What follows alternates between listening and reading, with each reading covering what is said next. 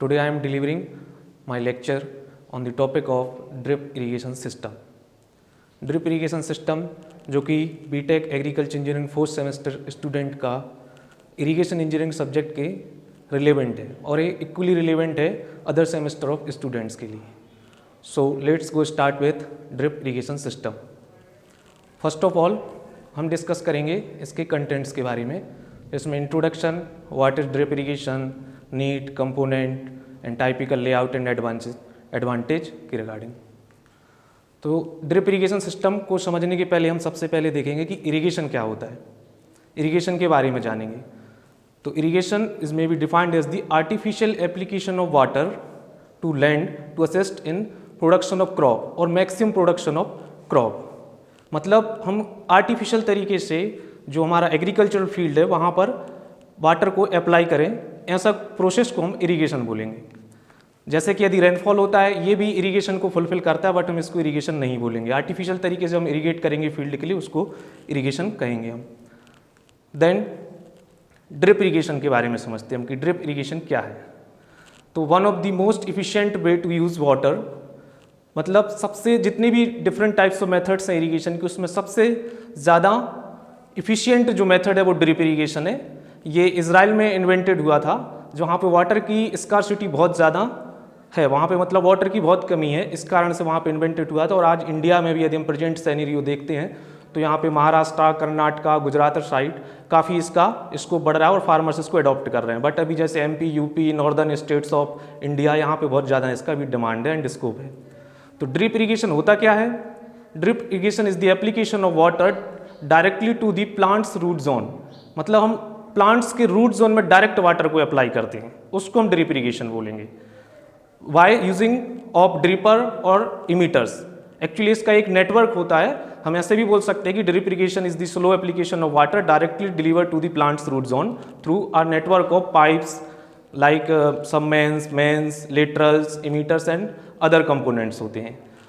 To maintain an optimum moisture level in the soil at all time resulting in reduce water loss to the sun and wind.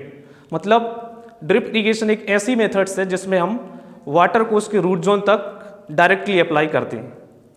Next step में देखेंगे हम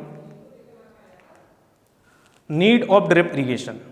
तो drip irrigation की need के पहले हम फिर से यहाँ पे देखेंगे कि इरीगेशन की नीड क्यों पड़ी हमारे लिए, इरीगेशन जरूरी क्यों होता है.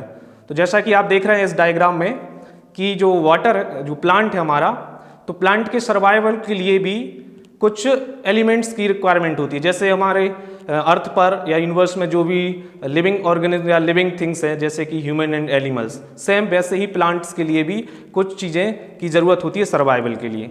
जैसा कि देख रहे हैं इसके लिए फूड, एयर एंड वाटर, तीन जो बेसिक एलिमेंट्स होते हैं, इनकी ज़रूरत पड़ती है प्लांट के सर्वाइवल के लिए एवं ऑप्टिमम ग्रोथ के लिए. तो इसमें हम देखेंगे थोड़ा सोर्स के बारे में जानते हैं कि जैसे यदि प्लांट है उसको यदि ग्रोथ करना, ऑप्टिमम ग्रोथ है उसकी, गुड ग्रोथ के लिए जो मिनरल्स हैं, मिनरल्स हमें कहाँ से मिल सकते हैं? मिनरल्स का जो सोर्स है वो होता है अर्थ या सॉइल, जो अपर क्रस्ट ऑफ अर्थ है जिसको हम सॉइल बोलते हैं, वो मिनरल्स का सोर्स होता है. और वाटर का सोर्स भी होता है हमारा सॉइल. और एयर के बारे में भी हम थोड़ा डिस्कस करेंगे. पहले हम मिनरल्स के बारे में देख लेते हैं कि मिनरल्स की ज़रूरत क्यों पड़ती है. तो मिनरल्स की ज़रूरत फोटोसिंथेसिस प्रोसेस के लिए पड़ती है. मतलब प्लांट्स जो है अपना फूड फोटोसिंथेसिस प्रोसेस के द्वारा करती हैं. तो मिनरल्स में जैसे जो बेसिक एलिमेंट होते हैं जो बिल्डिंग स्ट्रक्चर के लिए होते हैं, और भी जो उसमें जो अदर प्रोसेस होती हैं, बायो प्रोसेस, उनके लिए भी ये हेल्प करता है. तो इसमें जो मिनरल्स हैं वो अर्थ एक सोर्स हो गया. अब थोड़ा सॉइल के बारे में देखते हैं कि soil is a 3 phase system होता है जिसमें सॉलिड, एयर एंड गैस होता है. तो जो सॉलिड पोर्शन होता है उसमें मिनरल्स एंड ऑर्गेनिक मैटर होंगे, और बाकी जो एयर एंड वाटर का जो स्पेस होता है सॉइल के अंदर, ये रिलेवेंट होता है, एक दूसरे के रिलेटिव होता है प्रोपोर्शन. मतलब जो खाली जगह है उसमें वाटर भी होगा और एयर भी होगी. तो प्लांट जो वाटर को है वो उसके रूट्स में बहुत स्मॉल रूट हेयर्स होती हैं, उनके थ्रू ये प्लांट कैपिलरी वाटर या कैपिलरी एक्शन के थ्रू ये अपनी पूरी बॉडी है जो स्टेम लीफ से वहाँ तक पहुँचाता है, और ये फोटोसिंथेसिस के लिए ज़रूरी है. मतलब हम ऐसा समझ सकते हैं कि वाटर उसके सर्वाइवल के लिए बहुत ज़रूरी है, इसलिए हम इरीगेट करते हैं. और एयर के केस में एक्चुअली क्या होता है, एयर के लिए कुछ प्लांट को यदि हम छोड़ दें, जैसे पैडी है या कुछ एरोबिक प्लांट्स, एनोरोबिक प्लांट्स होते हैं जो वाटर में ही रहते हैं, तो उनके केस में कुछ एक्सेप्शनल प्लांट है जो एयर को कुछ लीव्स से स्टेम से लेते हैं। Otherwise most of the plants are taking air through different parts of them, like that leaves, stems and roots. मतलब यदि हम एयर की बात करें तो जो लीव्स में जो स्टोमेटा टिनी पोर्स होते हैं वहाँ से एयर को इनटेक करते हैं लीव्स, और स्टेम में टिनी सेल्स होते हैं, उन सेल्स के थ्रू एयर को अपने अंदर लेते हैं। ये एयर इसलिए ज़रूरत होती है रेस्पिरेशन प्रोसेस के लिए। और रूट्स में एयर, रूट्स हेयर के थ्रू इनटेक करते हैं। मतलब अदर जो लिविंग थिंग्स है वो अपना एयर को, जैसे ह्यूमन की बात करें नॉइज से करेगा, बट प्लांट्स हर एक अपने पार्ट से एयर को अंदर इनटेक करता है। तो हमें थोड़ा सा ये समझना पड़ेगा कि इरिगेशन तो हमें समझ में आ रहा सिंपली कि आर्टिफिशियल एप्लीकेशन ऑफ वाटर, मतलब प्लांट के लिए वाटर की जरूरत है, हम आर्टिफिशियल तरीके को उसको फुलफिल करेंगे रिक्वायरमेंट के लिए, इसे इरिगेशन बोलेंगे। अदरवाइज ड्रिप इरिगेशन की बात करें तो डायरेक्टली रूट जोन में देता है एप्लीकेशन, जो वाटर का एप्लीकेशन है, ये भी समझ में आता है। तो थोड़ा नीड के बारे में यदि देखें तो वाटर इसलिए जरूरी होता है क्योंकि उसकी सर्वाइवल या ग्रोथ के लिए, जो कि फोटोसिंथेसिस में जरूरी होता है वाटर, इसलिए हमें वो इरिगेशन करना पड़ता है।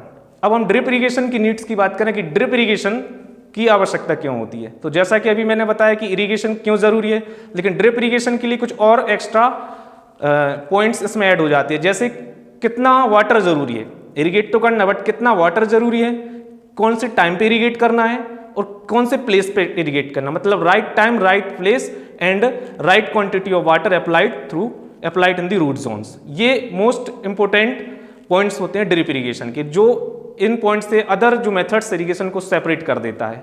और भी इसके कुछ एडवांटेज है वो आगे डिस्कस करेंगे, लेकिन इसकी नीड्स को देखेंगे तो जैसे कि यहाँ पे to use water efficiency, other जो मेथड्स हैं, यदि इंडिया में हम देखा जाए तो पुरानी मतलब हिस्ट्रिकल यदि देखा जाए तो इसमें जो इरिगेशन काफ़ी टाइम से हो रहा है, जिसमें फ्लड, फरो इरिगेशन हो गया, स्ट्रिप इरिगेशन हो गया, रिंग चेक बेसिन इरिगेशन हो गया, तो ये जो इरिगेशन है वाटर की मोर क्वांटिटी इसमें लगती है और एक कंट्रोल नहीं है, कितना टाइम, मतलब हमारे हाथ में कंट्रोल नहीं, हमने डिलीवर किया। जैसे फ्लड देखते हो, ओपन पाइप फील्ड में फार्मर्स ओपन छोड़ देते हैं, वाटर जा रहा है, डिलीवर्ड हो रहा है प्लांट के ऊपर, एक्सेस रेनफॉल भी हो गया, एक्सेस रेन उसके सरफेस पे आ जाता है, रन ऑफ हो जाता है, इरोजन हो जाता है, तो ऐसा कोई कंट्रोल नहीं है। लेकिन ड्रिप में ऐसा कंट्रोल रहता है हमारे लिए, हम फिक्स क्वांटिटी को ही डिलीवर करेंगे, अदरवाइज इधर उधर वाटर नहीं जाएगा। नेक्स्ट, इफिशियंसी भी इसकी ज़्यादा होती है। इफिशियंसी मतलब जो वाटर हमने डिलीवर्ड किया, पूरा का पूरा वाटर यदि प्लांट यूज कर ले तो इफिशियंसी 100% हो जाती है। बाकी ऐसा आइडियल है, रियल में नहीं हो पाता। जितनी भी मेथड्स हैं फ्लड या जो 50 to 60% वाटर एप्लीकेशन इफिशियंसी के अराउंड होता है, बट ड्रिप इरिगेशन में हम इसके आइडियल तक पहुंच सकते हैं, जो रियल है अभी 90 to 95% तक है। और एवोपोरेशन को भी कम होता है, reduced water contact with crop leaves, stems and fruits, chemical भी जो फर्टिलाइजर हम ड्रिप इरिगेशन के थ्रू दे सकते हैं, तो इसकी नीड्स काफ़ी ज़्यादा बन जाती है other types of irrigation methods में। और एक और मोस्ट इंपोर्टेंट जो इसका पॉइंट है ड्रिप इरिगेशन का, वो होता है to maintain field capacity. Drip irrigation सिर्फ इरिगेशन को अकेला नहीं करता है कि वाटर को हमें रूट जोन तक पहुंचाना है, साथ में मैंने जैसा कहा था अभी थोड़ी देर पहले कि एयर एंड वाटर का एक प्रॉपर बैलेंस को बनाए रखता है। मतलब जो सॉइल के अंदर जो पोर स्पेस होते हैं उसमें वाटर और एयर दोनों रिलेटिवली उसमें प्रेजेंट होते हैं। यदि जैसे ड्राई सीजन हुआ, समर सीजन्स में क्या होता है कि वाटर सन का इंटेंसिटी काफ़ी ज़्यादा होती है, तो ड्राई सॉइल हो जाती है, उस कंडीशन में जो भी वाटर उसके अंदर अवेलेबल हो वो रिमूव हो जाता है, तो पूरा जो स्पेस वो ऑक्यूपाई कर लेता है एयर। अब यदि रेनी सीजन है तो वाटर यदि बहुत ज़्यादा आ जाता है, वाटर लॉक की कंडीशन बन जाती है एक्सेस रेनफॉल के कारण, तो जो पोर स्पेस में जो एयर है वो रिमूव हो जाएगा और उसके जगह वाटर आ जाएगा, मतलब पूरी खाली जगह में सॉइल के पानी भर जाएगा, उसमें वाटर आ जाएगा। तो ये दोनों कंडीशन प्लांट की ग्रोथ के लिए हार्मफुल होती हैं। ये ऑप्टिमम कंडीशन नहीं है जिससे प्लांट ग्रो कर सके। मतलब जैसे प्रॉपर एयर एंड बैलेंस, इन दोनों एयर एंड वाटर का एक प्रॉपर बैलेंस होना चाहिए, जो कि ड्रिप इरिगेशन में ये मेंटेन करके चलता है, जिसको हम फील्ड कैपेसिटी बोलते हैं। Field capacity is the amount of soil water और soil water content held in the soil after excess water has drain away and the rate of downward movement has decrease. This is usually takes place 2 to 3 days after rain और irrigation. मतलब यदि हम field capacity को simply यदि define करें तो ऐसा समझ सकते हैं कि जैसे यदि एक्सेस रेनफॉल हुआ या हमने ओवर इरिगेशन कर दिया, जिस कंडीशन में सॉइल पूरा पानी से भर गया है, उस कंडीशन के बाद उसमें क्या होगा, मैक्सिमम वाटर पानी के अंदर, सॉइल के अंदर पहुंच गया है। अब क्या होगा, 2 से 3 दिन के बाद, आफ्टर 2 to 3 days, मतलब 48 to 72 आवर्स के बाद, जो उसमें मैक्सिमम जो मोर स्पेस होता है सॉइल के अंदर, जो बड़े लार्जर स्पेस होता है, उसमें जो उसमें जो वाटर प्रेजेंट होगा वो ग्रेविटेशनल फोर्स के कारण डाउनवर्ड्स मूवमेंट के थ्रू ये यहाँ पे चला जाता है मिट्टी सॉइल के अंदर नीचे क्रस्ट से। बाकी 2 से 3 दिन के बाद जो भी वाटर उसमें प्रेजेंट होगा वो वाटर ही सबसे यूजफुल वाटर होता है प्लांट के लिए। उसी वाटर को ही प्लांट एक्सट्रैक्ट करता है अपने फोटोसिंथेसिस या सर्वाइवल के लिए। तो ड्रिप इरिगेशन में ये मेंटेन करके हम चलते हैं कि जितना वाटर उसको चाहिए बस उतना ही वाटर दिया जाए, एक्सेस वाटर ना दिया जाए। तो ये फील्ड कैपेसिटी को हमेशा मेंटेन करके चलता है। डेली बेस इरिगेशन है, ऐसा नहीं है कि फ्लड में हमने एक बार कर दिया 15 दिन बाद करेंगे, ये डेली बेसिस पे इरिगेट करेंगे। ये इसकी इरिगेशन शेड्यूलिंग तैयार की जाती है। कोई भी क्रॉप्स हम नदी लगाते हैं उसकी इरिगेशन शेड्यूलिंग होगी कि हमें हाफ एन आवर या 1 आवर इरिगेट करना है फील्ड के लिए डेली बेसिस पे। मतलब हम फील्ड कैपेसिटी से नीचे भी नहीं आएंगे और ऊपर भी नहीं जाएंगे, इतना ही वाटर उसको हर दिन ऐड करेंगे। जितना प्लांट यूज करेगा नेक्स्ट डे में हम उसको फिर वही उसी कैपेसिटी या उसी स्टेट तक लेके फिर जाएंगे। इसको यदि हम थोड़ा मैथमेटिकली समझें तो इस डायग्राम से हम समझ सकते हैं कि जो सॉइल के अंदर जो पोर स्पेस है उसमें जो वाटर प्रेजेंट होता है उसको यदि प्रेशर के टर्म्स में देखा जाए तो जो वाटर प्रेजेंट होगा वो मोस्टली 3 टाइप्स का होता है, gravitational water, capillary water and hygroscopic water. तो जो मेजर पोर स्पेस जैसे 0.06 mm साइज से ज़्यादा जो खाली जगह है सॉइल के अंदर, उसमें जो वाटर प्रेजेंट होता है वो ग्रेविटेशनल वाटर होता है। मतलब इस पे ग्रेविटी अपना इंपैक्ट डाल सकती है और ग्रेविटी अपने फोर्स के द्वारा उस वाटर को ड्रेन कर लेगी। वो उसे प्लांट एक्सट्रैक्ट नहीं करेगा क्योंकि प्लांट जो वाटर को एक्सट्रैक्ट करता है वो अगेंस्ट ग्रेविटी ऊपर ले जाता है। तो ये वाटर प्लांट की ग्रोथ के लिए यूजफुल नहीं है, प्लांट इसको एक्सट्रैक्ट ही नहीं करेगा, ये डाउनवर्ड चला जाएगा। मतलब ये नॉन अवेलेबल है, इसका कोई यूज नहीं कर सकता प्लांट। नेक्स्ट आता है, इसको यदि प्रेशर के टर्म्स में देखें तो ये 0.1 atm से 1/3 एटमॉस्फेरिक प्रेशर की रेंज में होता है। मतलब इस रेंज का वाटर ग्रेविटेशनल वाटर है जो कि प्लांट के लिए यूजफुल नहीं है। नेक्स्ट यदि हम देखा जाए तो कैपिलरी वाटर आता है जिसकी रेंजेस होती है 1/3 atm टू 31 एटमॉस्फेरिक प्रेशर। मतलब इस रेंज में जो इस प्रेशर की रेंज में जो वाटर सॉइल के अंदर प्रेजेंट, यही वाटर कैपिलरी वाटर होता है। देन हाइग्रोस्कोपिक वाटर 31 to 10,000 या इससे ज्यादा होता है। ये रेयर बहुत है जो इसके सॉइल कोलाइट्स में प्रेजेंट होता है, ये वाटर और ही प्लांट यूज नहीं कर सकता। अब कैपिलरी वाटर की जो रेंज है मैंने बताया 1/3 atm से 31 एटमॉस्फेरिक प्रेशर, इसको भी हमने सब डिवाइड किया है, available form of water and non available water. मतलब कैपिलरी वाटर भी 2 प्रकार का होता है, अवेलेबल एंड नॉन अवेलेबल। तो जो अवेलेबल वाटर है इसकी जो रेंज है 1/3 टू 15 एटमॉस्फेरिक प्रेशर की रेंज में रहता है। मतलब ये जो वाटर है 1/3 एटमॉस्फेरिक प्रेशर से 15 एटमॉस्फेरिक प्रेशर का, जैसे कि मैंने नीचे लिखा है अवेलेबल वाटर 1/3 टू 15 एटमॉस्फेरिक, यही वाटर फील्ड कैपेसिटी के टाइम पे प्रेजेंट रहता है और यही वाटर प्लांट अपने फोटोसिंथेसिस या एक्सट्रैक्ट करता है सॉइल से। मतलब इरिगेशन करने का हमारा मेन पर्पज होता है इसको मेंटेन करके रखना। यदि हम थोड़ा साइंटिफिकली देखें तो कि हमारा जो वाटर सॉइल के अंदर 1/3 टू 15 एटमॉस्फेरिक प्रेशर की रेंज में होना चाहिए, ना तो इससे कम हो ना इससे ज्यादा हो। यदि पानी जितना कम होता जाएगा सॉइल के अंदर मतलब वाटर की स्कार्सिटी और टेंशन सॉइल के अंदर बढ़ता जाएगा, मतलब प्रेशर बढ़ता जाएगा। यदि पानी कम होता जा रहा है तो 15 एटमॉस्फेरिक से 31 या और ज्यादा प्रेशर बढ़ेगा, और यदि वाटर और ज्यादा आ जाएगा तो 1/3 से भी डाउन हो जाएगा प्रेशर, तो वो भी एक्सेस वाटर है, उसका कोई जरूरत ही नहीं है। यदि हमने उसको अप्लाई कर भी दिया तो उसके डिसएडवांटेज है, एडवांटेज कुछ भी नहीं है। तो ड्रिप इरिगेशन में इसको मोस्टली ध्यान रखा जाता है कि हम फील्ड कैपेसिटी को हमेशा मेंटेन करके रखें, वाटर जो जितना जरूरी है उतना ही रहे, और साथ में एयर का प्रोपोर्शन भी रहना चाहिए, दोनों रिलेटिवली प्रोपोर्शन में प्रेजेंट होते हैं मिट्टी के अंदर। तो फील्ड कैपेसिटी मतलब 1/3 से 15 एटमॉस्फेरिक प्रेशर की रेंज में ड्रिप इरिगेशन हमेशा इसको मेंटेन करके रहता है। नेक्स्ट यदि हम इसके प्रिंसिपल के बारे में देखें, इसको माइक्रो इरिगेशन भी बोलते हैं हम ड्रिप इरिगेशन के लिए, क्योंकि ये बहुत प्रिसाइज होता है और बहुत माइक्रो लेवल पे हम इरिगेट करते हैं। जिसमें इसका प्रिंसिपल यही कि water is applied directly to the root zone of the plants. मतलब इसका एक बेसिक सिद्धांत है डायरेक्ट रूट जोन में ही हमें अप्लाई करना, अदरवाइज जो अनवांटेड जो एरिया वहां पे इरिगेट नहीं करना, इसको ध्यान में रख के करना है। दूसरा, water is applied at frequent intervals, जैसे मैंने बताया इरिगेशन शेड्यूलिंग्स इसकी रहती है, मतलब फ्रिक्वेंट इंटरवल पे हम इरिगेट करते हैं। जैसे आज इरिगेट कर दिया, नेक्स्ट डे फिर इरिगेट करेंगे, फिर इरिगेट करेंगे, एक इंटरवल होता है, टाइम इंटरवल, कितने इंटरवल पे करना, ये डिपेंड करता है कि क्रॉप कौन सी हम वहां पे ग्रो कर रहे हैं और उसकी इरिगेशन शेड्यूलिंग क्या है। एज अ इंजीनियर उसको हम डिजाइन करते हैं जो भी क्रॉप होगी उसके रिक्वायरमेंट के according. Next, water is applied through a low pressure pipe. एक चीज और इसमें इंपॉर्टेंट है, जैसे हम यदि फ्लड करते हैं तो फ्लड में हमें बहुत हाई प्रेशर की जरूरत पड़ती है, बहुत हाई प्रेशर के थ्रू हम उसमें वाटर डिलीवर्ड करते हैं और इफिशियंसी उसमें कम रहती है। लेकिन माइक्रो इरिगेशन या ड्रिप इरिगेशन जो सिस्टम है, इसमें हम बहुत लो प्रेशर पे, मतलब ज़्यादा एनर्जी नहीं लगेगी हमें इसको वाटर को डिलीवर्ड करने में प्लांट के रूट जोन तक, मतलब लो प्रेशर पे इसको हम डिलीवर्ड कर सकते हैं। इसका एक जो चैनल या नेटवर्क होगा जिसमें मेन, सब मेन, लेटरल, इमीटर्स या कुछ फिल्टर्स भी होते हैं, इन सब के थ्रू हम इसको इरिगेट करते हैं।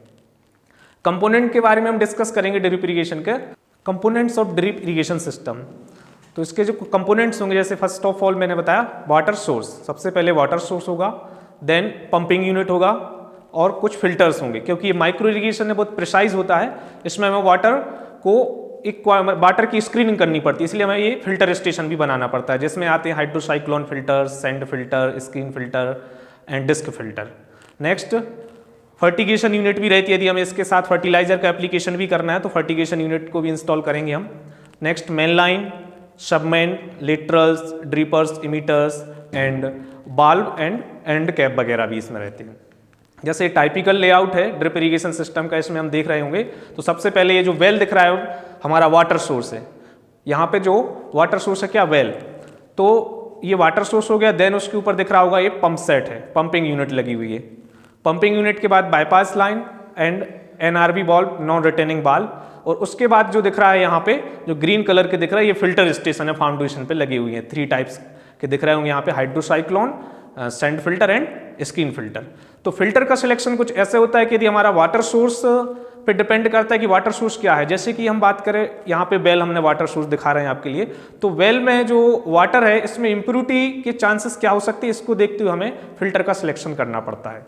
जैसे वेल में जो वाटर होगा उसमें इम्प्योरिटी क्या आ सकती है, उसमें आ सकता है सेडिमेंट जिसमें स्मॉल पार्टिकल्स होते हैं, और साथ में क्या आ सकता है, अलगाई, जो उसमें अलगाई या लीव्स वगैरह ऑर्गेनिक मैटर होती है, ये इम्प्योरिटी के चांस बन जाते हैं इसमें। तो इसके हिसाब से हमें सिलेक्शन करना पड़ेगा फिल्टर का 3 टाइप का। जैसे फर्स्ट लगा हमारा हाइड्रोसाइक्लोन फिल्टर, जो वर्टिकली दिख रहा है, ये सेंट्रीफ्यूगल फोर्स प्रिंसिपल पर डिपेंड करता है। तो ये जो इम्प्योरिटी को ट्रैप करेगा, ये सेडिमेंट को करेगा, जो स्मॉल पार्टिकल्स है ना जो वाटर में, उनको ट्रैप कर लेगा, आगे नहीं जाने देगा, फिल्टर कर देगा। नेक्स्ट आता है हमारा सैंड फिल्टर, ये हॉरिजॉन्टल जो लगा हुआ है फाउंडेशन पर जो दिख रहा है, ये सैंड फिल्टर है। ये अलगाई वगैरह को जो लाइटर इम्प्योरिटी है उसको ट्रैप कर लेता है और आगे वाटर में नहीं जाने देता है। और यदि कुछ रेयर रह भी जाता तो स्क्रीन फिल्टर लगा रहता है थर्ड। ये जरूरी नहीं है लगाएं या नहीं लगाएं, यदि ज़्यादा इम्प्योरिटी है तो हम इसका सिलेक्शन कर सकते हैं। उसके बाद जो फ्रेश वाटर जाएगा वो जाएगा मेन लाइन्स में, ये मेन लाइन जो दिख रहा है आपके लिए, मेन लाइन। उसके बाद ये सब मेन लाइन्स जाएगा मेन लाइन के बाद, और उसके बाद जो हॉरिजॉन्टली दिख रहे हैं जो सेक्शन डिवाइड, ये लेटरल्स लाइन होती हैं। और इन्हीं लेटरल्स लाइन्स में हमारा इमीटर्स या ड्रिपर जिसको हम बोलते हैं वो लगे रहते हैं, अंदर भी लगे रहते हैं और बाहर भी, दोनों टाइप की लेटरल लाइन्स होती है। और यहाँ पे ड्रॉप बाय ड्रॉप इरिगेट होता है, मतलब ड्रॉप बाय ड्रॉप इससे वाटर डिलीवर्ड होगा। तो एक्चुअली ये प्रिसाइज होता है, इसलिए हम ये वाटर को फिल्टर करके इसमें भेजते हैं। ये लाइन डायग्राम है जिसमें डिफरेंट सेक्शन होते हैं, जैसे इस वाले डायग्राम में दिख रहा है एक ही सेक्शन दिख रहा है। यदि फील्ड हमारा ज़्यादा बड़ा है तो हम उसमें डिफरेंट सेक्शन बनाने पड़ते हैं। जैसे ये सिंगल सेक्शन है और यहाँ पे डिफरेंट सेक्शन, एक सेक्शन ये, इसमें हम अदर क्रॉप भी लगा सकते हैं, नेक्स्ट में अदर क्रॉप भी लगा सकते हैं, ऐसे डिफरेंट सेक्शन भी बना सकते हैं। अब हम स्टेबलाइजमेंट या इंस्टॉल ड्रिप इरिगेशन को इंस्टॉलेशन के बारे में थोड़ा डिस्कस करेंगे कि हमें इंस्टॉलेशन कैसे करना है। तो सबसे पहले हमें कलेक्टिंग फील्ड डाटा, मतलब हमें फील्ड डाटा की ज़रूरत पड़ेगी कि यदि किसी भी किसान या फार्मर्स की फील्ड में यदि ड्रिप इरिगेशन लगाना है तो हमें उसमें कुछ बेसिक इन्फॉर्मेशन की ज़रूरत पड़ती है कि सॉइल का टाइप कैसा है, वहाँ पे इलेक्ट्रिसिटी कितना अवेलेबल है, कितने आवर्स तक अवेलेबल है, कौन सा अंडुलेटिंग लैंड या फ्लैट लैंड है, वहाँ पे कौन सा क्रॉप वो ग्रो करना चाह रहा है, ऐसे बहुत सारे डाटा होते हैं वहाँ पे हम। तो सबसे पहले होता है collecting field data, field data करेंगे हम सर्वे करके। देन सिस्टम फिर डिजाइन करेंगे, जो भी इंफॉर्मेशन होगी उसी के बेस में सिस्टम डिजाइन करेंगे। देन इंस्टॉलेशन करेंगे उसका, और उसके बाद ऑपरेशन, और पीरियोडिकली मेंटेनेंस भी हम उसमें करते जाते हैं। यहाँ फील्ड सर्वे में कुछ जो बेसिक इन्फॉर्मेशन जो हमें गैदर्ड करनी पड़ती है, जिसमें है फील्ड साइज एंड शेप, कि फील्ड की साइज कितना है और शेप कैसा है उसका, उसी के अकॉर्डिंग हमें फिर डिजाइन करना पड़ेंगे सेक्शन के लिए। फील्ड अंडुलेशन, मतलब फील्ड का अंडुलेट किस टाइप से, फ्लैट है या ऊपर है नीचे एलिवेशन डिफरेंट है, जैसे यदि हम फ्लड या अदर टाइप्स ऑफ मेथड्स जो इरिगेशन के उसमें अंडुलेटिंग एक बहुत बड़ी प्रॉब्लम आती है, क्योंकि रन ऑफ एक साइड चला जाता है, पूरा वाटर एक साइड ड्रेन हो जाता है, लेकिन ये प्रॉब्लम इसमें ड्रिप इरिगेशन में नहीं है। यदि किसी भी टाइप का शेप का साइज का अंडुलेटिंग लैंड उसमें भी ये एक साथ इरिगेट कर सकता है, यूनिफॉर्मली इरिगेट कर सकता है। क्रॉप एंड प्लांटिंग पैटर्न, कौन सी क्रॉप लगती है और किस टाइप का हमें पैटर्न लगाना है वहाँ पे। वाटर क्वालिटी इशूज, जैसे बताया मैंने डिफरेंट सोर्स हो सकते हैं, जैसे वो यदि वेल है हमारा तो वेल में जो इम्प्यूरिटी है उसमें सेडिमेंट एंड अलगाई दोनों के चांसेस होते हैं, इसमें इसलिए हम उसमें तीनों टाइप के फिल्टर लगाते हैं, hydrocyclone, sand filter and skin, और कभी कभी समटाइम्स डिस्क फिल्टर भी लगा देते हैं। अदरवाइज यदि ट्यूबवेल वाटर सोर्स है तो उसमें हमें हाइड्रोसाइक्लोन फिल्टर की ही जरूरत पड़ेगी या उसमें सैंड फिल्टर, स्किन फिल्टर लगाने की जरूरत नहीं है, क्योंकि उसमें जो इम्प्यूरिटी के चांसेस बन जाते हैं वो उसमें ओनली सेडिमेंट आता है, अलगाई नहीं आता है उसमें। तो इस हिसाब से हमारे लिए वाटर क्वालिटी के इशू जो भी आएंगे उसका भी सर्वे करना पड़ता है। Next yield from water source, water source की ईल्ड भी रहता है कि यदि हमारा वेल है तो वेल में कितना वाटर सोर्स है, मतलब कितना वाटर उसके अंदर प्रेजेंट है। कभी कभी क्या होता है वाटर पंपिंग कर लेते हो उसके बाद उसमें ड्रेन नहीं होता वाटर, जो एक्वीफर है वहाँ पे हो सकता है अनकाइंड एक्वीफर हो, तो उसके हिसाब से हमें इरिगेशन शेड्यूलिंग करनी पड़ती है कि वाटर कितने टाइम अवेलेबल हो सकता है उसमें। Location of water shade, water source किस साइड वाटर सोर्स है, क्योंकि उसी हिसाब से हम फिर उसका फाउंडेशन तैयार करते हैं। Crop rotation, number of hours electricity available, ये भी इंपॉर्टेंट फैक्टर होता है कि इरिगेशन शेड्यूलिंग को तैयार करने के लिए ड्रिप इरिगेशन में। Number of hours of labour availability क्या है, क्लाइमेटोलॉजिकल वेरिएशन या कंडीशन क्या है उसके, मल्टीपल क्रॉपिंग सिचुएशन भी हो सकता है, and quality of farm management. ये कुछ फील्ड सर्वे हैं जिसके रिगार्डिंग हम सर्वे गैदर्ड करेंगे before installation of drip irrigation system. After installation के बाद फिर ये cycle continuous day by day daily basis पे चलता रहता है कि जैसे ही वाटर अवेलेबल होगा, प्लांट की नीड्स होगी, हम उसमें डिलीवर्ड कर देंगे, फिर अवेलेबल होगा, फिर प्लांट की नीड्स होगी, फिर डिलीवर्ड कर देंगे। ये साइकिल चलता रहता है इसमें डेली बेस पे। अब कुछ इसके एडवांटेज के बारे में हम डिस्कस करें ड्रिप इरिगेशन के, तो first of all field labelling is not necessary. जैसे मैंने बताया कि फील्ड की लेबल करने की जरूरत नहीं, अंडुलेटिंग है उसमें भी डायरेक्ट इंस्टॉल हो जाएगा, जरूरी नहीं कि फ्लैट लैंड हो, एक साथ कर सकते हैं हम, क्योंकि इसको एक निश्चित प्रेशर पे हम डिलीवर्ड करते हैं, क्योंकि जो ड्रीपर है उसमें डायफ्राम लगा रहता है, जनरली इसका जो प्रेशर होता है 1 to 2 kg पर सेंटीमीटर स्क्वायर पर डिलीवर करते हैं। जब इतना प्रेशर क्रिएट हो जाएगा हमारे लिटरल्स लाइन में, तब जाकर वो इमीटर एक साथ ओपन होंगे और एक साथ क्लोज हो जाएंगे। तो इसमें जरूरी नहीं कि फील्ड लेवल हो। Field with irregular shape are easily accommodated, irregular shape में भी कर सकते हैं। Water application efficiency is high of manage if manage correctly, यदि हम उसको प्रॉपरली मैनेज करें तो वाटर एप्लीकेशन इफिशियंसी 95% इससे ज़्यादा भी अचीव कर सकते हैं हम। मतलब जो वाटर हम डिलीवर्ड कर रहे हैं रूट जोन में पूरा का पूरा वाटर प्लांट यूज कर सकता है, वेस्ट नहीं जाएगा।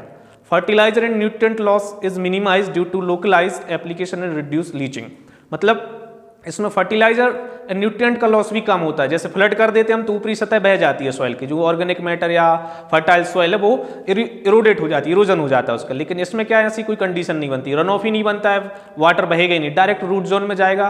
तो इस कारण से क्या होगा, फर्टिलाइजर और जो न्यूट्रिएंट फर्टाइल सॉइल है वो उसका लॉस नहीं हो पाएगा।